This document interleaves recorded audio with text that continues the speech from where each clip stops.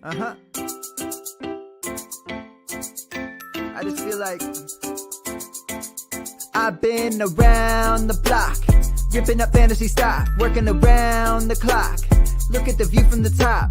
Researching rookies a lot? No, I just be listening to pods. Yeah, one in particular, I'm just a messenger, let me just pass on the rock. Browning, brunning, pruning, pronouncing ain't what he's doing. What he's doing is not losing, but infusing you with new things. And there's Dennis the Bennett, yeah. The man is a menace, yeah. Building a dynasty, some of the finest things. Promise you, you won't regret it. Sly as a fox, cultured in pop. Give him his props. Here is a thought, here is a box, and you cannot compare them at all. So don't even try. Careful with the news, but when you use a take, I take up Tony Fire. I mean Dyer, because anyone else is a huge mistake. Whoa, fantasy round table, fantasy round table, yeah. Fantasy round table. Come take a look at the crown, baby. Hey, fantasy round table, fantasy round table, woo. Fantasy round table. Come take a look at the crown, baby. Go. Hello and welcome to another episode of the Fantasy Football Roundtable Podcast. Dennis, guess what? It is our last show before the 2024 NFL Draft. Draft day is nearly upon us, just 2 sleeps away.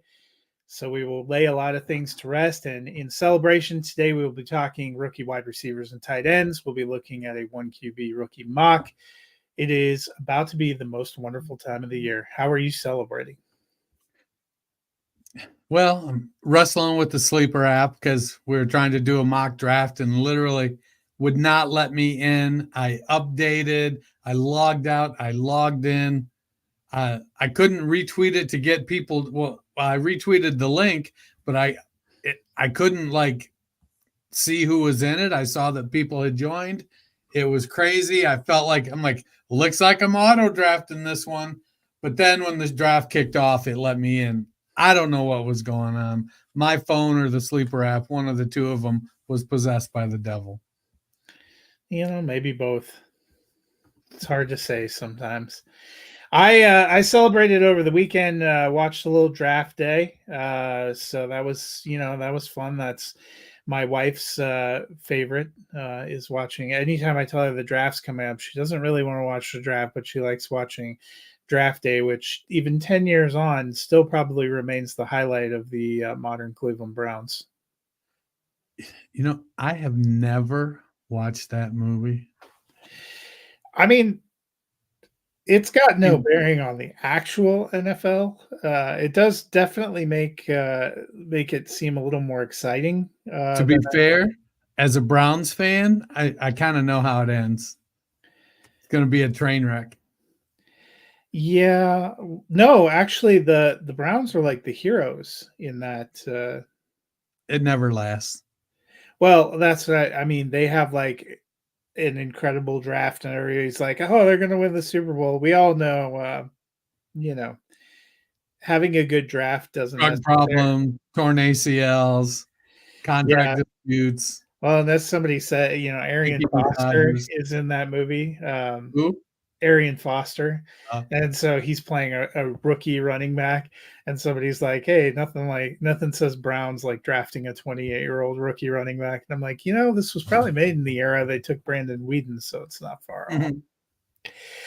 We do have a couple pieces of news, all three relating to quarterbacks.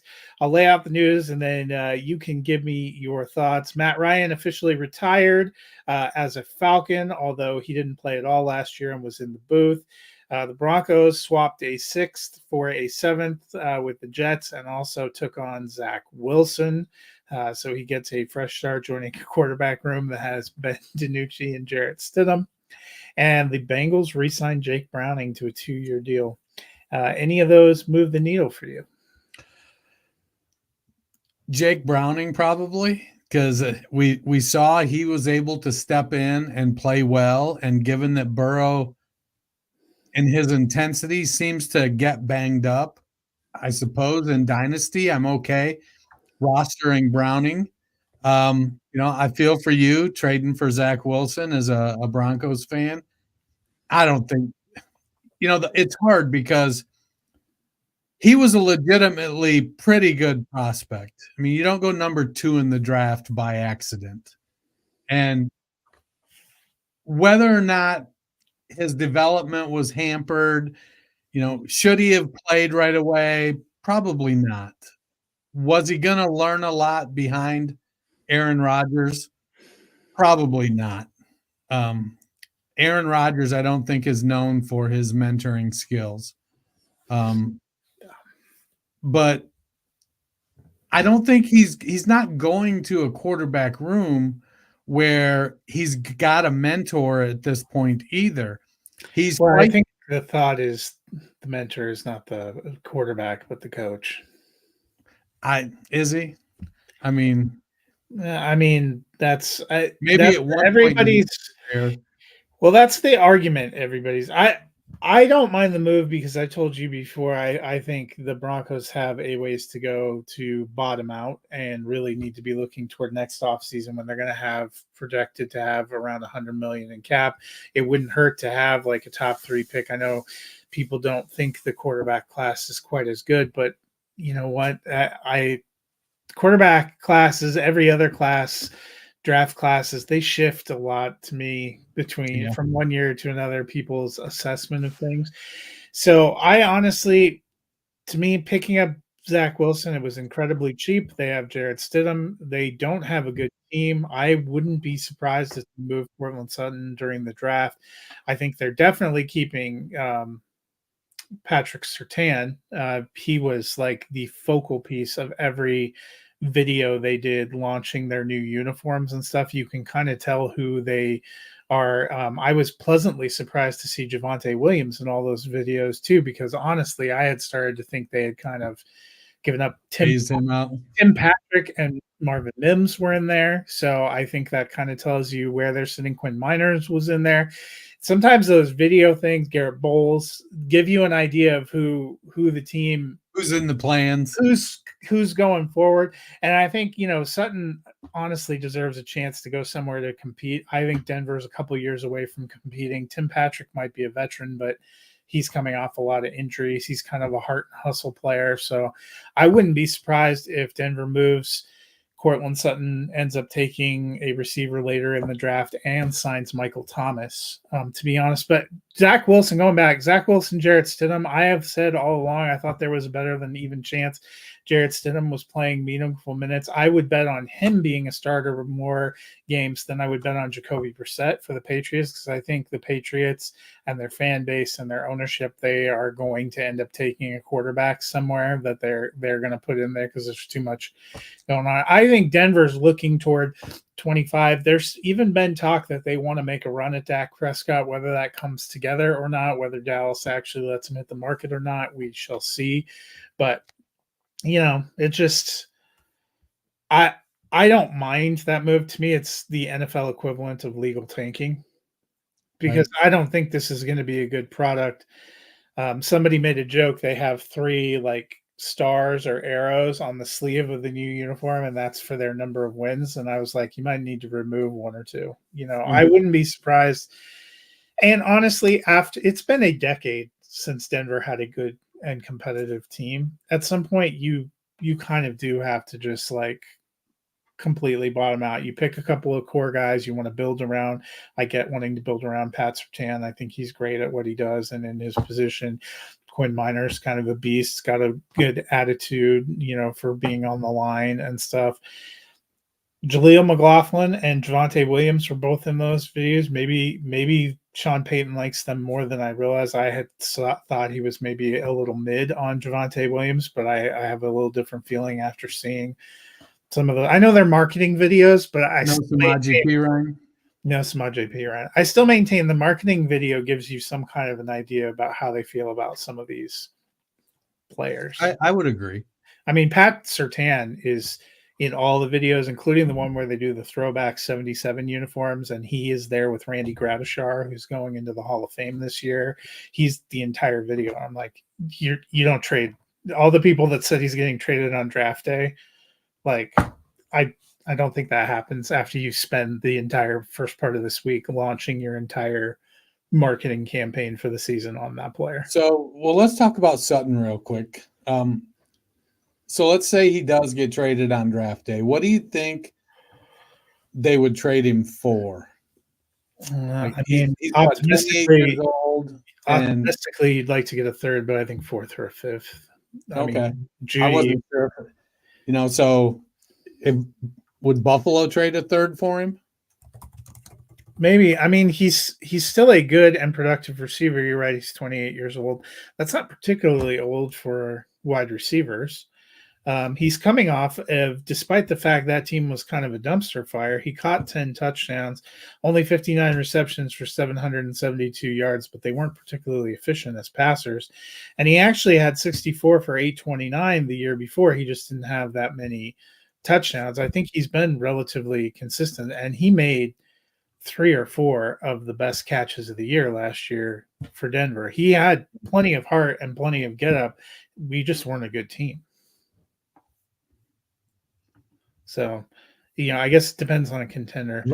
He'd look good. He'd look good in Honolulu blue. I will drink, I will like vomit and cry if they trade him to the Chiefs, but I wouldn't put that out of the realm of possibility. I don't think they'd trade him in division, but I mean, they could trade him to the Lions. I'd be okay with that. We don't have a professional GM, so I don't know if he knows he shouldn't make those trades. And they've traded in the division. Yeah, so have the Lions. Yeah. Well, yeah. So let's before we touch on this draft, we'll talk a little bit of rankings. Let's start with tight ends because that'll be quicker. We're going to do our top 5. So take it away, Dennis. All right. So I kind of went a little off the reservation with one of my picks, and by adding this player, it knocked Ben Stinnett out of the top 5 for me. So to me, I think Stinnett's going to be an okay pro. I don't know how much he's going to contribute on the fantasy sphere. But at number 5, I got Cade Stover. And Stover just seems to always produce. He's one of those tight ends that, he ran a 4.65, had a 34.5 vertical and a 9.9 broad jump. Not overwhelming numbers, but he's a guy that sits down in the hole real well. 250 pounds. He's a willing blocker. I think with Stover, the big concern that I have is that because he is so willing to stick his nose in there, he ends up being more of a blocker than you'd like him to see for fantasy. And number 4 is where I went weird. I put Johnny Wilson as my tight end prospect number 4. I know he's not listed as a tight end, but he matches athletically so favorably to Darren Waller. Get him in the NFL. He's 6'6". What is that? 231 pounds right now. Get him in the NFL. Get him learning how to block a little bit. Add 10 pounds to him. He can slide out there like Darren Waller. And he ran a 4.52 40 with a 1.55 split, 37-inch vertical. I like Johnny Wilson as a guy that I may be willing to reach for at the end of the 3rd round in leagues where I don't have to rush my player off the taxi squad. If he can go somewhere and just get some time to develop, not have to be relied on, in a couple years could really play dividends as a pass catching tight end. Number 3, I got Theo Johnson. He's more your prototypical tight end, 6'6", 260, ran a 4.57. He's got great size and build, runs routes with good leverage. He just played at Penn State where they didn't have great quarterbacking. He does drift a little bit in his route running, so that's going to be a concern. He'll have to get more crisp at the NFL level. He isn't quite as hard-nosed as a blocker that you would like to see for someone his size. So I want to see him get in there, lower that butt, get down, get up under the chin of defensive ends and linebackers. But as a pass catcher, he could do a little bit of damage. Number 2, I got Jatavian Sanders. He ran a little slower than I expected. He looked pretty quick on film, but he ran a 4.69. Wasn't great. 6'4", 245 pounds. His play strength at the point of attack, he can get the ball. He can fight off a linebacker, overpower a safety. Has good athletic movement. So when he's leaping for the ball, he typically has very good timing. And he can outrun most linebackers. He has good build-up speed. But he allows defenders to push through him on blocks. So he may end up being a guy that works as a second tight end for a while before getting a shot to be the number one guy. And then at number one is everybody's favorite tight end, Brock Bowers. Bowers did nothing in pre-draft testing. He didn't run at his combine or the combine. He didn't run at his pro day. But I think we've seen enough of what Brock Bowers does to know that he's a good tight end. He's a willing blocker. Needs to get better at it, but he's not a big guy. He's one of those 6'3", 240-pounder. I like what Bowers brings to the table. We don't play in point per block leagues, so we don't really want Bowers spending his time blocking. His athletic ability, he runs a jet sweep, works the crossing patterns really well, has really good acceleration. He can change speeds in the route and has phenomenal hands. Brock Bowers is he's like a smaller Mark Andrews. Andrews was about 6'6", 250. Bowers about 6'3", 240. We're not looking at Andrews to be a blocker, and it's the same with Brock Bowers. I think that he's going to go somewhere and end up being the de facto slot receiver, much like Dalton Kincaid in Buffalo. So let's suit him up, get him going. Yeah. So the only thing I think I will say, if you're looking for Johnny Wilson and trying to draft him, it looks like both Sleeper and ESPN still classify him as a wide receiver. So something to know. That is correct. And it looks like I checked to see what the C2C guide said, and they classify him as a wide receiver. Yeah, and everybody classifies him as a wide receiver, but he's not. You're spot on though. Like on ESPN's draft page, their draft comp for him is Darren Waller, and the first thing Matt Millen says is he profiles as a tight end. I'm like, well, if you go to Kent Lee Platt's relative athletic score compare tool, he's like dead spot on for Darren Waller. It's uncanny. Like me and Robert Redford. So for me, I have Cade Stover at 5'2". We have the same 5. I did not pull the Johnny Wilson act. I actually do have Ben Stinnett at tight end 4, and then I think the top 3 seem to be pretty universally sliding in there. I have Theo Johnson like you at 3. I thought he tested really well at the combine. Seemed to make a lot of noise there. Jatavion Sanders, an interesting one. I'll be curious to see kind of where he ends up. I've seen his placement in the tiers of rookies, when you, regardless of position, kind of vacillate a lot. And then, Brock Bowers, we expect him to probably be a top 15 NFL pick and probably a top 8 pick in Superflex, top 5 in non-Superflex. You'd be hard pressed to go against him as your number 1. Do you have a preferred landing spot for Bowers? I see a lot of him going to the Jets. We've seen him put at Indianapolis, and I don't know if I have a preferred landing spot. Rodgers has only really produced one high-level tight end. Well, maybe earlier in his career he had better tight ends, but he had one real good season with Robert Tonyan, and for the most part, I don't know that he's going to change his ways if he gets Bowers. I don't know if Nathaniel Hackett knows what to do with a guy like Brock Bowers. You could just stop it. I don't know if Nathaniel Hackett knows what to do. So, I wouldn't mind seeing him go somewhere like, Indianapolis with Michael Pittman and Anthony Richardson. I don't know about that either. They have like 95 tight ends already. Yeah, but they have a lot of bodies. Do they have a tight end? Maybe Will Mallory pans out or something. It's crazy.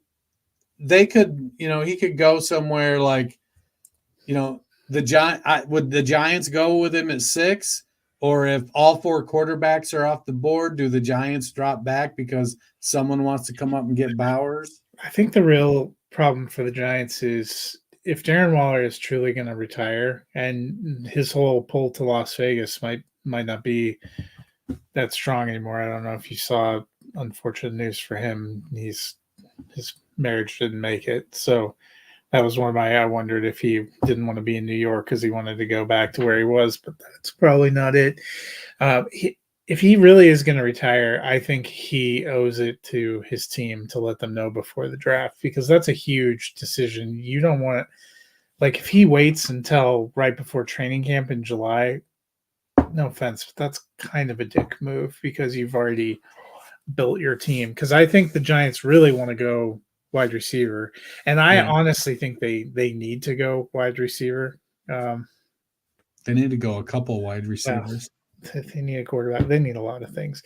I think Bowers is going to end up with the Jets. The one that makes me most interesting is there's been a lot of smoke that if Denver doesn't drop back out of 12, they may take him. And I don't think that would be terrible because we've seen Sean Payton use good pass catch. A lot of fantasy points from Jimmy Graham. It's not like Denver's wide receivers lighting the world on fire right now. Even if Sutton stays, they have one good one and a few question marks. I'm not completely sold on all the people that think Marvin Mims is going to explode his way to like 700-800 yards this year. Let's move to wide receivers. We'll do top 15, go a little bit deeper. It's a good wide receiver class. So Dennis, take it away. So at 15, I have, make sure my count's right here, Keon Coleman. He was a highlight reel waiting to happen every week. As long as it was a contested catch throw. If he struggles a little bit with getting open, he's got great size and great ball skills, can work his way back on short throws. He uses his size to gain an advantage, and he's a big guy. He's 6'3", 6'3", 213. I think that he could go a couple ways. He didn't run great. What was he, a 4.61? Could he be a Keenan Allen type of receiver? That's going to be the real question. And it's going to end up, if he can get that shake and bake on the route running that Keenan Allen had, then maybe there's going to be a lot there. There's definitely some question marks. He doesn't have great acceleration coming out of his breaks and cuts. That's what he's going to need at 6'3" and running a 4.6 at wide receiver. We've seen guys like Kelvin Benjamin come out and, they do one thing. They fight for the ball in the air, and, they'll have a season, maybe two. That might be Keon Coleman's destiny there. Number 14, I got Javon Baker. Another good-sized wide receiver, 6'1", 202, ran a 4.5, 4.40. I haven't watched a lot of Javon Baker. He adjusts speeds to keep defensive backs off him a little bit. Good size. He needs to be more physical when he's at the point of attack and fighting for the ball. He can sometimes, let the defensive back get in on him a bit. But he does keep his cool getting downfield and has good vertical skills, so he can go up and get it. If he can get away from the defensive back where they're not in his grill too much, he's usually pretty good about going to get the ball. Next up is Malachi Corley. I joke around a lot about Malachi Corley. He's 5'11", 215. I'm like, his play style is kind of on that Debo Samuel, Visca Chenault spectrum. He needs to be better at route running. He's great with the ball in his hands, good speed. Chenault just never developed. Debo developed into a good pass catcher, if maybe not great, but good, and he still was able to maintain those after the catch short area stuff that people like a lot. But he's solidly built, runs routes with good leverage, is able to use his body to kind of keep the defensive back off balance. And he has real good vision. So once he gets the ball in his hands, he can break off big plays. He does struggle a little bit with contested catches, and allows defenders to push him around a little bit, getting off the line. So I like Corley. I'd like him to be 6'2" instead of 5'11". He's not 6'2", so I mean, what you gonna do? Next up at 11, 10, or 12 is Roman Wilson. As an Ohio State fan, I'm not very fond of Roman Wilson.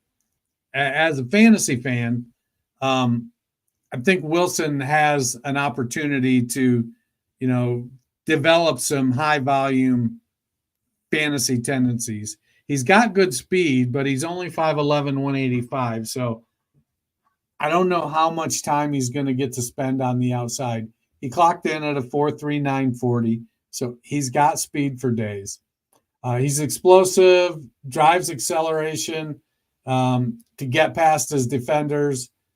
He's pretty sure-handed, natural pass catcher. Defenders have trouble keeping up with him.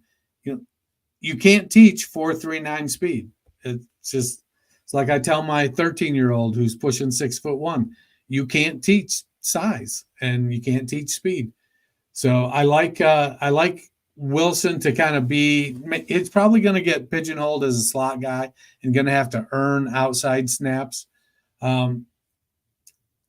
He isn't very consistent in leveraging his route running, so it's easy. I think defensive backs are able to kind of read where he's going and give him problems in that regard. He has a second gear, but he doesn't vary his route speed very easily. He tends to be at one speed running his routes. I like him. I don't know how much I'll have of him because where he's going in drafts, that's where I'm starting to look at, I'm trying to pile up running backs at that stage of the draft. But I think Roman Wilson is a decent candidate. At number 11, got Xavier Legette out of South Carolina. He's on the Laviska Chenault size of the Chenault Debo spectrum, but he tends to play a little closer to Debo Samuel. Big guy, 6'3". Was that right size? No, 6'1", 221. Also checked in with a 4.39 40. So if you can get the ball in his hands, he can do some damage with it. He's comfortable in his big body, and he's able to easily use it to bully defenders. And sometimes you just have to be able to do that. Well, not as big as Mike Evans. I think we see that with Mike Evans and Michael Pittman a lot. They just kind of bully defensive backs. Legette has very good timing, has subtle hand fighting, so he's able to avoid committing penalties and free himself up from defenders while running the routes. He's got great hands, strong hands.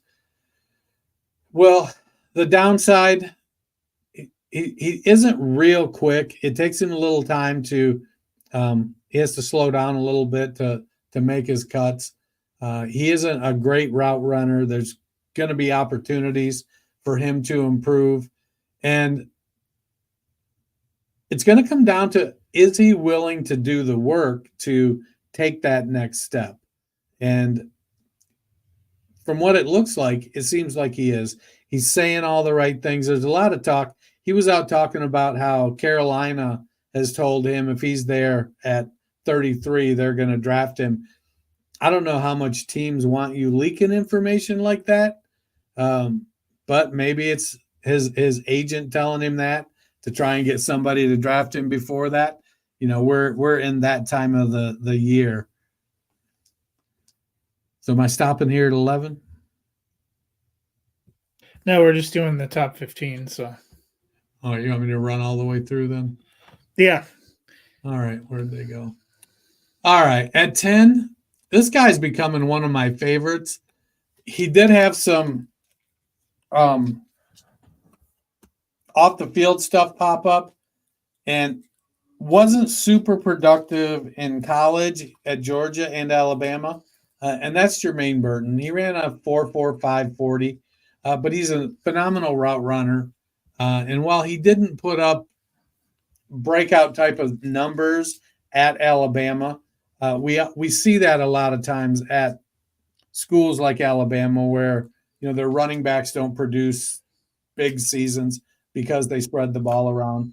But I do think that the reality of the situation for Burton was Alabama's quarterbacks weren't quite as good as they had been in the past.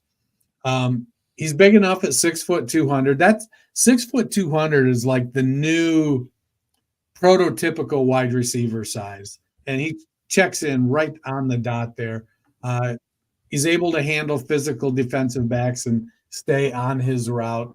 Varies his speed nicely when he's running. He easily makes quick cuts and stops. So he's got a lot of the tools you look for in a route runner. He tends to round off, doesn't snap off his out routes a little bit, though. And after the catch, he isn't real creative. So he's not a big yak guy. If he gets open, he's got enough speed. He can take it, but he doesn't necessarily have the ability to get super creative with the ball in his hands. Number 9, I got Troy Franklin, 6'2", 176, ran a 4.41. His 10-yard split was slow. He's fast, and he's got some explosiveness with a 39-inch vertical, but that it takes him about 15 yards to get that speed built up. He's got a good crossover, so you know I think he's able to change directions and get the defensive backs turned around a little bit. He's good after the catch, has a good feel for maintaining distance from the defender to be able to give himself an opportunity to make a play on the ball. Can go up and get the ball with that 39-inch vertical. He isn't real strong, though, at 6'2", 176. He does need to put some muscle on. Physical defenders can kind of throw him off stride, getting off the line or running his route. It's easy for them to bump him and get him off his route. So that leads to inconsistent ball tracking because he's trying to fight and get back on his spot.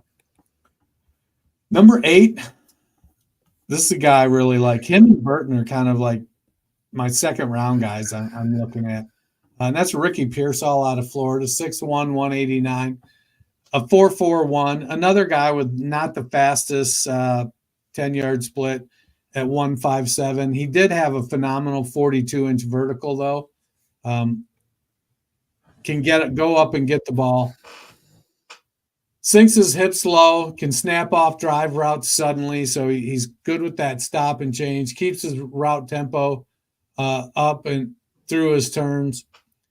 He knows how to use his footwork to get defenders off balance and catches with very soft hands. He's got excellent hands. He doesn't necessarily get off the line real quick. Like I said, he's got more build-up speed, but he does get he does do a lot of good work against zone coverages. So that kind of might push him into the slot despite being a 4.41 guy. Next up at number 7, we got Xavier Worthy, another tall, skinny guy, 5'11", 165, the new record setter for the 40-yard dash at 4.21. I struggle because I don't want to say helmet scouting, but I'm record scouting. Everybody who's ever like set this record, it seems, has never panned out as an NFL receiver. I do feel like Worthy is probably better at the position than some of these guys in the past. He's got deep speed, can get off the line with that 4.21 speed, create space evenly or quickly. Defenders are going to want to play back off him so they don't get beat with that speed. He's got good ball tracking skills. Biggest thing for him is he can get bullied at 100 and what was that, 75 pounds, 165 pounds. He can get bullied by if a defensive back can get their hands on him in that 5-yard zone, it's going to throw him off his route. If he gets into hand fighting, he just doesn't have the strength to kind of fight through it for the ball. I think a smart team is going to put him in a position to win with his speed. So if that happens, I think he could be successful in the NFL. Number 6, we got Ladd McConkey out of Georgia, 6 foot, 186, 4.39. Now, Ladd had a pretty good 10-yard split at 1.52. So he gets up to speed quickly. I think his speed and size, while not overly heavy, are going to allow him to maybe work in as an outside receiver as well. He's a very good route runner. Gets open easily he's shifty, can shake defenders, has very natural hands, and just good speed. He also can return punts, and so that could allow him to kind of get on the field as a third or fourth guy and work his way up. He isn't very strong, as you might guess, for 6 foot, 189 pounds. He isn't real strong. And he's coming off injuries in 2023, so he's going to have to get himself worked back into shape. Number 5, probably one of the most polarizing players in the wide receiver group, and that's Adonai Mitchell or A.D. Mitchell. Fast, 4.3, 4.40, good size, 6'2", 205. But sometimes appeared completely disinterested in the game. Like, just did no effort there. And he played at Georgia and at Texas. Another guy who didn't put up like phenomenal numbers. He put up good numbers. He showed a lot of ability, and this is really a traits kind of placement. And I think he gets drafted late first, early second based on those traits. He's got good foot quickness, can vary his speeds nice, stands his ground because of his strength, and so he can fight off a defensive back. He's been doing that 2 foot, get 2 feet in bounds catch in college, so he's already made that adjustment. But because he loses focus and doesn't, seem into the game at times, he can let smaller defensive backs kind of crowd his space and make his job harder than it is. He does need to work on his hands a little bit. He does tend to be a little bit of a body catcher. But there's a ton of talent there. Next up, number 4, Brian Thomas Jr. out of LSU. Speaking of big and fast, 6'3", 209, with a 4.33 40, 1.5 second 10-yard split. I struggle a little bit with him because we just had Jefferson and Chase and Burrow come out of LSU. Are we already going to be repeating it with Neighbors, Thomas, and Jaden Daniels? It feels like fool's gold a little bit. But he's good in the short area despite being as big as he is. He's got good bendy hips and can sit down and on his route breaks, not lose a ton of speed. Excellent straight line speed, gets downfield. Had 17 receiving touchdowns. averaging 1 every 4 catches. That's, I hope this isn't a touchdown Tommy Vardell situation where he goes into the NFL and doesn't get any. He needs to get a little better, with disguising his routes when he gets to the pro level, so that you see it a lot of times. You'll be watching a game and you'll hear the announcer go, "Oh, the defensive back ran that route for him." It's because they know what's coming. They get a good read on what the wide receiver's doing. He doesn't have great run after the catch. So if he gets behind somebody, catches the ball, he's gone. But if he's got to make some people miss sometimes, he can get had a little bit. Number 3, I got Rome Odunze. Here at the top, we've been talking about these guys ad nauseum. Odunze's got great size, 6'3", 212, 4'4", 540, fast enough, 1.52 split, great quickness. We've seen a lot of receivers come into the NFL at the 4.45, 4.5 speed. Their play speed is just a little bit better than that. They get open. Odunze is a big, strong receiver, and he isn't going to struggle in the NFL with defensive backs. I think he'll be able to win at the catch point like he did in college. He's a good enough route runner that he's going to find himself open a lot. It's going to be fun to watch where he goes and see what quarterback he's paired up with. I love you, Matt, but man, I hope it's not Denver. I don't need him paired up with Jarrett Stidham and Zach Wilson. I don't think Denver's going to take a receiver up high. I don't think so either. But maybe it's Bowers if they were Broncos a little bit. They suck. So they have garish uniforms too. All right, number 2, I got Malik Neighbors. Really, it comes down to Neighbors he's that back in that 6 foot, 200 pound, that new ideal size, fast. What did he run? 4? Oh, he didn't run. Fast on tape. I think we see the GPS on players. I'd love to have that become the new standard when we're talking about player speed. I think that gives you a better indication of how fast they are on the field. Neighbors has great skills and traits, can produce at all 3 levels as a pro. He's good at near the line of scrimmage, intermediate, and can get deep. Changes speeds inside of his route tree.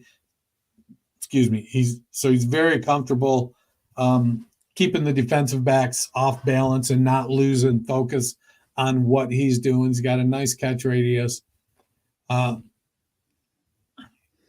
note here says needs additional route schooling. So I'm going to say hasn't ran a full and varied route tree. So I think he'll get that opportunity in the NFL to kind of work that out. He's going to be productive. He's probably going to be the second receiver drafted. And, he could be the guy in New York trying to help Daniel Jones save his career. Last but certainly not least, Marvin Harrison, 6'3", 209.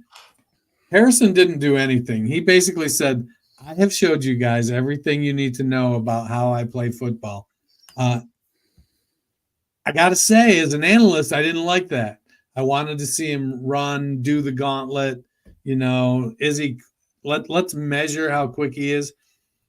Sometimes it felt like Harrison would, because he just knew he was better than his defensive back, he wasn't worried about, do I need to get 2 yards of separation here? It's like, I'm just going to take the ball away from this guy if he thinks he can get it.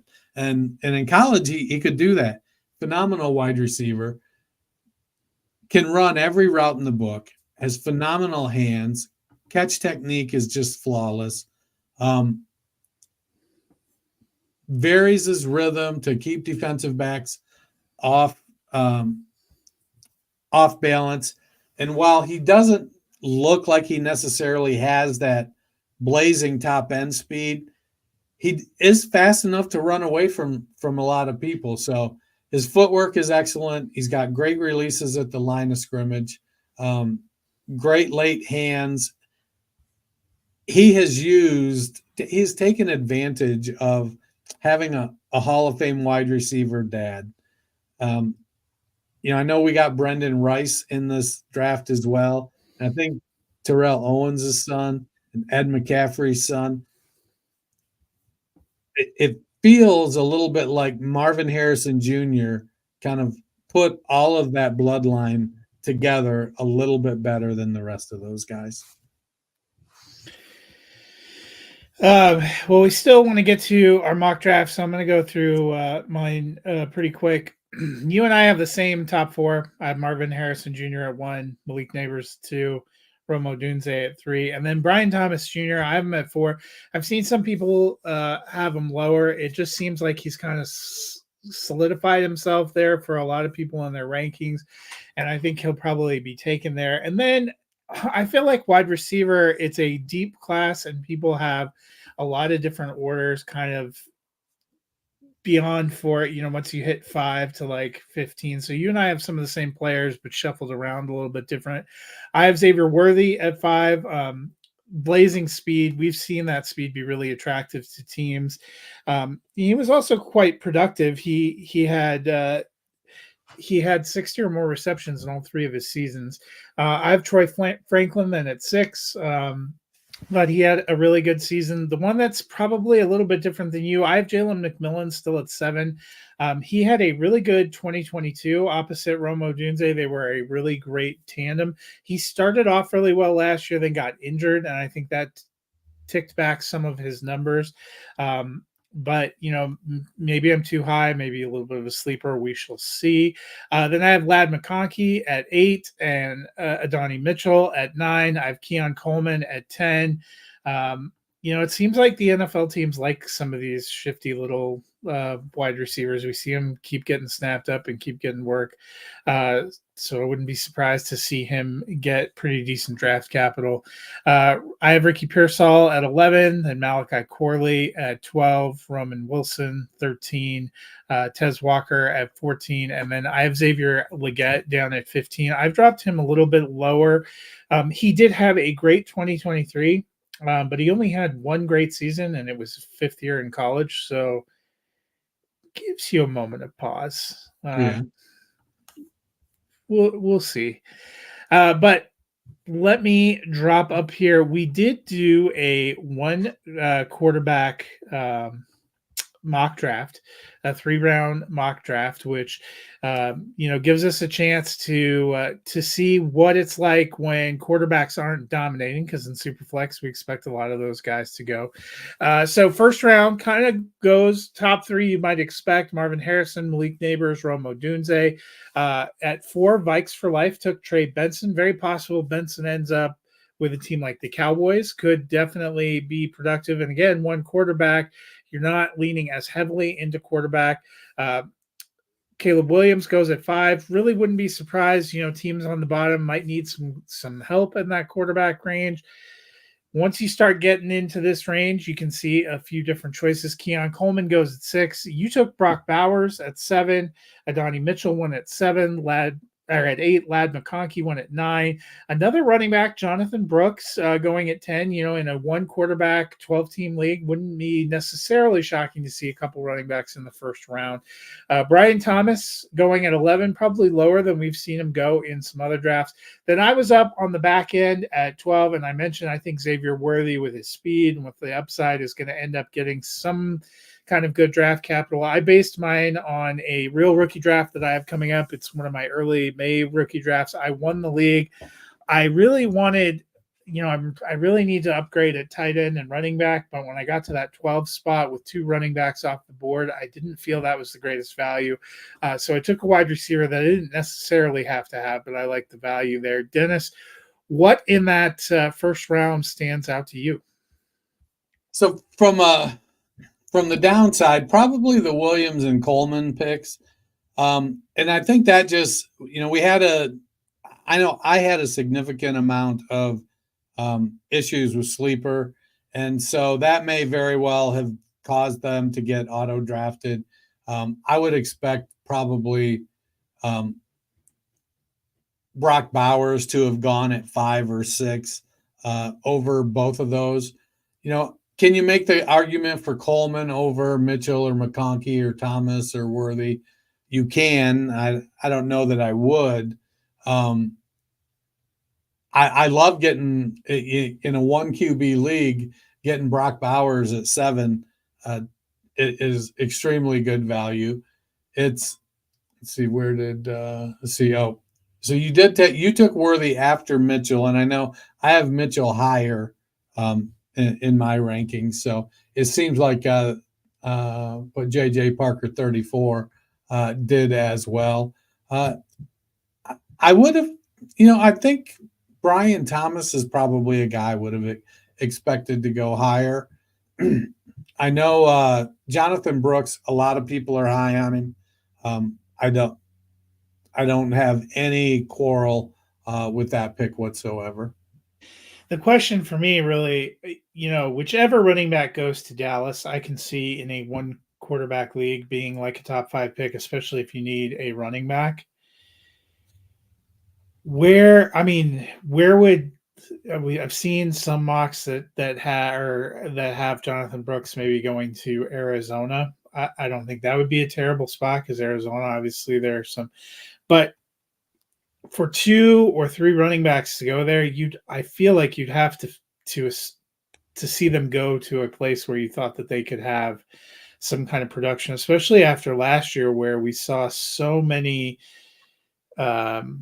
running backs that we took chances on that just aren't panning out. Even like Zach Charbonnet, Kendre Miller, Achan hit for the 5 or 6 games that you were able to play him, but beyond the 2 last year, it was even dicey trying to find value in last year's rookie class. So that's my only hesitation.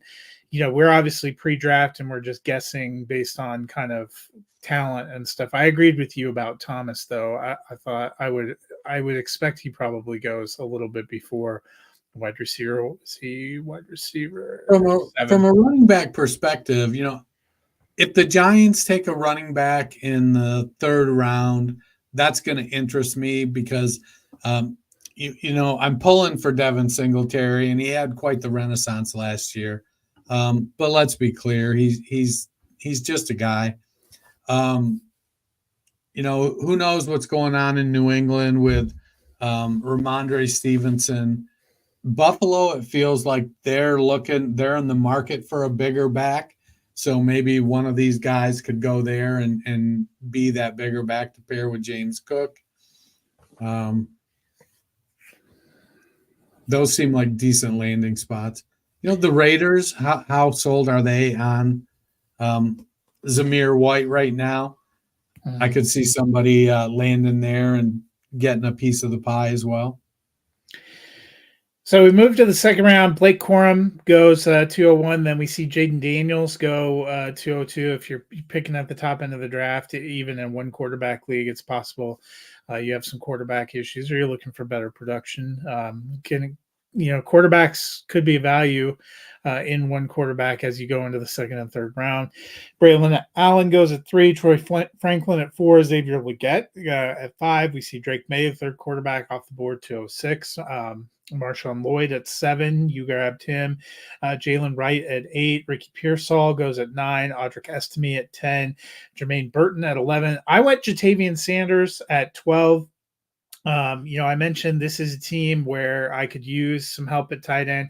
Jatavian Sanders, he's a guy I'm going to be watching closely to see if he goes somewhere where it looks like he could have good production. He could be an interesting riser in the draft. What stood out to you in the 2nd round?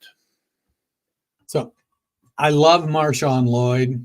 And so seeing Braylon Allen go. Now, I watched a lot of Braylon Allen, and his first 2 years were phenomenal. And then they changed their offense to, it's like he got Damian Pierce at Wisconsin.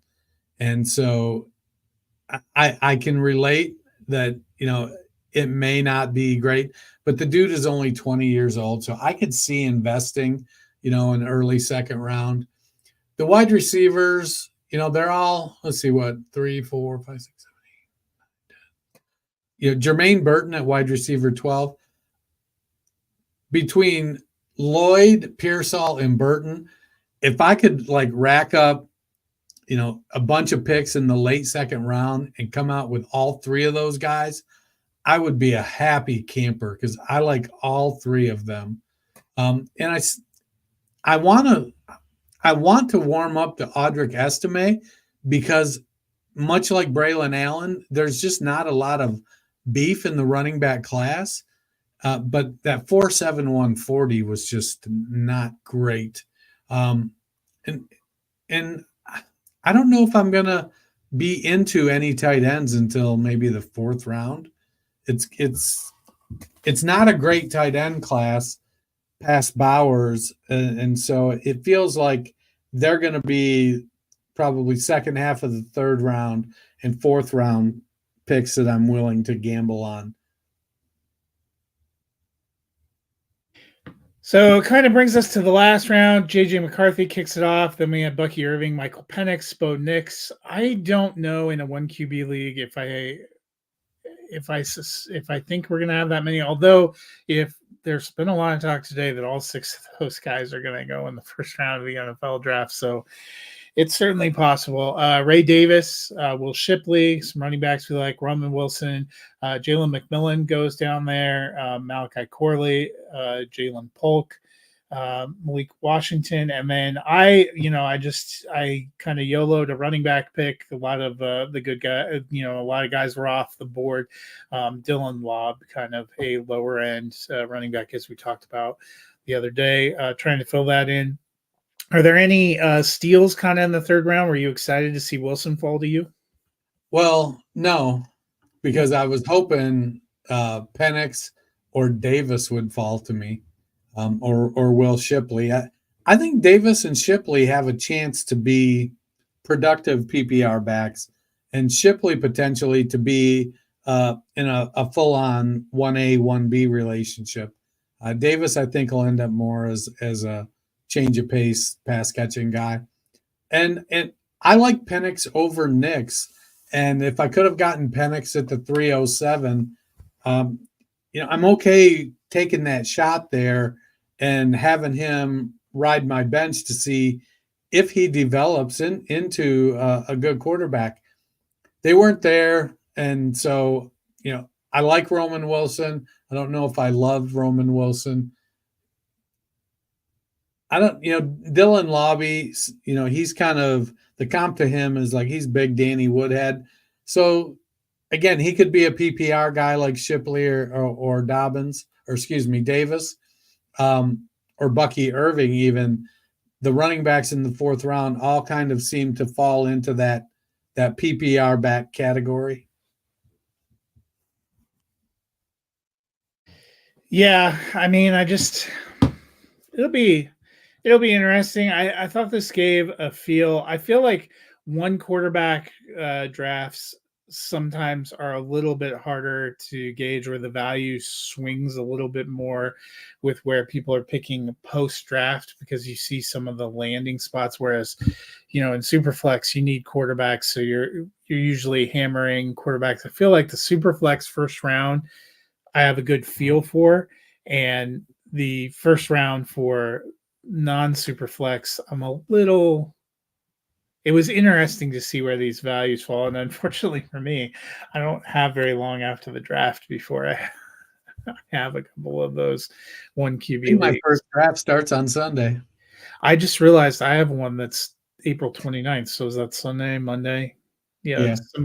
A few more drafts have gotten added in. It's like people woke up and remembered it's draft week. But that'll do it for us today. If you want to catch up on all that we've been talking about as you're getting ready for the draft, Dennis, how can the people get that done? Well, they can join our good friends in Great Britain. Give us a like and a review, download, listen. We're up to 127 in Great Britain in fantasy podcast. That's up. We were in the 220s, so we've made a 100 spot leap over there. So give us that subscription. Just hit that download button, like, and you don't have to listen, but give us that teaser. Well, that'll do it for us today. We will not be together on Friday. Dennis will be driving to the Nerds Confab. I will be doing some live draft. Nerd. Yeah, Chateau de Nerd. I will be doing live draft coverage with Campus to Canton team on Thursday and Friday night. We will be going live on both nights. Our friend Matt will be there with us. A whole bunch of fun analysts for that. Hopefully, we'll be blasting that out on our Twitter feeds as well, so you can get plenty of draft coverage there. Dennis and I will be back with you on Tuesday, going over our revised final top 25 rookie ranks, and hopefully another mock draft this time with feeling. Speaking of drafts, the draft, I did get asked by the Worldwide Sports Radio Network to come on Thursday night. So I will be hopping on with them for a little bit at 9:30, if you follow them at all. So talking NFL draft, fantasy, impact. So you will find us. We will be out there. We will be watching. I know you will be watching as well. Hope you guys have a wonderful midweek, and the NFL draft, she's a coming.